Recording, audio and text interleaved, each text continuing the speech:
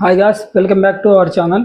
So Sonia eliminated బా అంటే అన్నారు కానీ వాహు ఎంత బాగుందో అంటారా.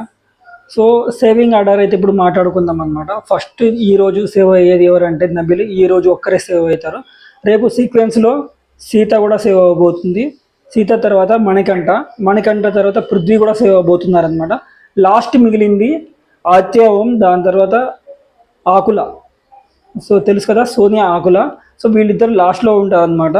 సో లాస్ట్లో సేవ్ అయ్యేది ఎవరంటే ఆదిత్య ఉమా అని చెప్పవచ్చు. సో ఇక్కడ సోనియా ఎలిమినేటెడ్, అది కరెక్ట్ అని చెప్పుకోవచ్చు అనమాట. సో మనం అంటే బిగ్ బాస్ ఆడియన్స్ ఎప్పటి నుంచో ఎదురు చూస్తున్న సో ఎలిమినేషన్ ప్రక్రియ అయితే అయిందని చెప్పుకోవచ్చు.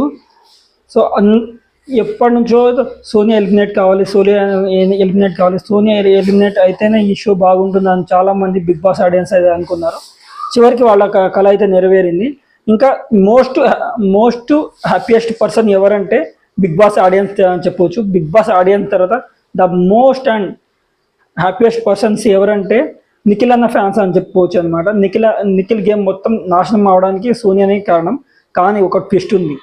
సో ఇప్పుడైతే ఎలిమినేట్ అయిపోయింది.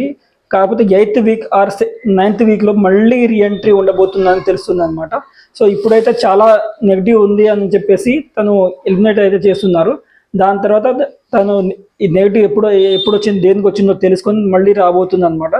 సేమ్ రతిక లెక్కనే రాబోతుంది అనేది ఒక సమాచారం. సో అప్పుడు ఏ విధంగా ఆడబోతుందో చూద్దాం. సో ప్రస్తుతానికి అయితే తను ఎలిమినేట్ అయింది.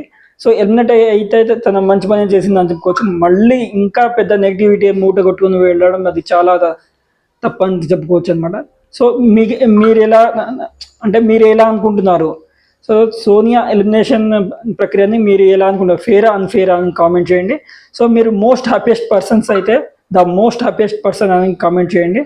సో ఈ రివ్యూ నచ్చినట్టయితే లైక్ చేయండి, మన ఛానల్ సబ్స్క్రైబ్ చేసుకోండి. Stay tune to Bigg Boss updates కూడా ఇస్తాను, మూవీ రివ్యూస్ కూడా ఇస్తాను అనమాట. సో ఇది గైస్.